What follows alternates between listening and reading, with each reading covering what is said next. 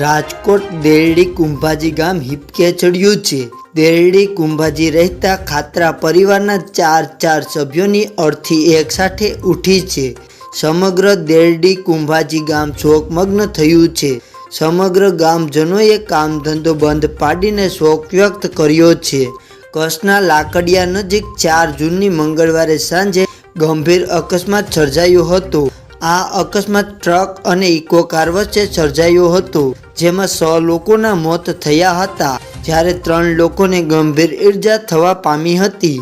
આ ઘટનાને પગલે હાઈવે પર લોકોની ભારે ભીડ એકઠી થઈ ગઈ હતી અને ઈજાગ્રસ્તોને સારવાર અર્થે ખસેડવામાં આવ્યા હતા। દેરડી કુંભાજી ગામના ખાતરા પરિવારના 3 અને બહેન ફોઈ સહિતના કુલ 5 લોકોના મોત નિપજ્યા હતા।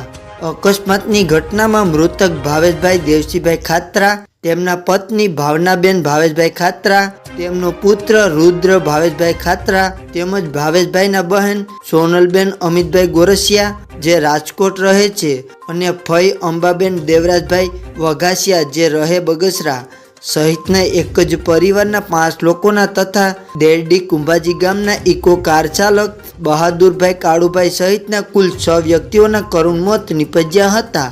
જ્યારે અકસ્માતની આ ઘટનામાં વેદ ભાવેશભાઈ ખાતરા, વિદિશા પ્રવીણભાઈ ખાતરા, ગ્રંથ અમિતભાઈ ગરાસિયા સહિતના 3 વ્યક્તિઓને ગંભીર ઈજા થવા પામી છે। અકસ્માતની આ ગોઝારી ઘટનાને લઈને મૃતકની સ્મશાન યાત્રા નીકળે એ પહેલાં જ આજે વહેલી સવારથી જ ગ્રામજનોમાં પણ શોકનો મોજું ફરી વળ્યું હતું અને ગ્રામજનોએ પોતાનો ધંધો રોજગાર સજ્જડ બંધ રાખીને શોક વ્યક્ત કર્યો હતો।